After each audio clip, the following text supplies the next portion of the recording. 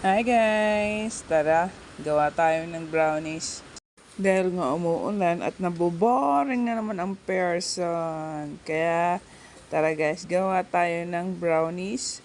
Naglagay nga ako dyan ng 1 1/2 na harina na all-purpose flour. Ang nilagay ko dyan.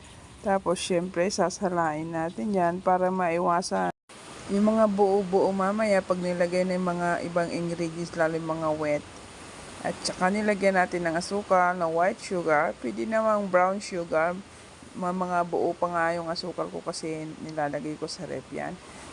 Naglagay nga rin ako dito ng melted butter na 1 cup. Isinunod ko na nga rin yung itlog pero make sure na yung butter nyo ay malamig na. Baka naman pag mainit maluto yung itlog. Magiging scramble yan mamaya pag mainit yung butter. Kaya make sure na malamig yung butter bago nyo ilagay.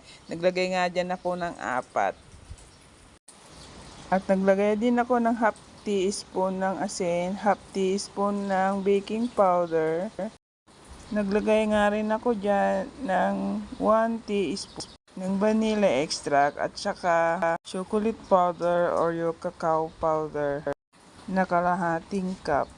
Kailangan na nating haluin ng masinsinan at lakas ng muscle kasi medyo mahirap siyang haluin kasi madikit masyado. Kailangan ganito ang itsura niya.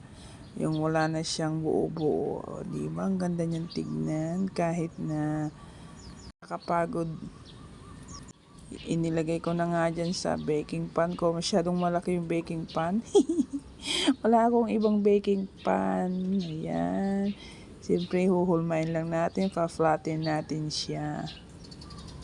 Medyo manipis yung cookies kasi masyadong malaki yung lalagyan ko. Pero, ang sarap guys. Yan. Nalagay na natin sa oven.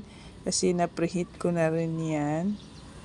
Ilalagay natin sa 175 degree. 20 to 30 minutes natin iluluto guys. So ayan, hihintayin na natin na maluto. Ayan guys, kung naaamoy nyo lang itong bahay namin, ang bango-bango. Ayan, luto na at malamig na rin. Kaya susubukan na natin kung gaano kasarap ang ating niluto. Guys, kung titignan nyo lang ang soft niya and moist. So, tikman na natin bago pa tikman ng iba.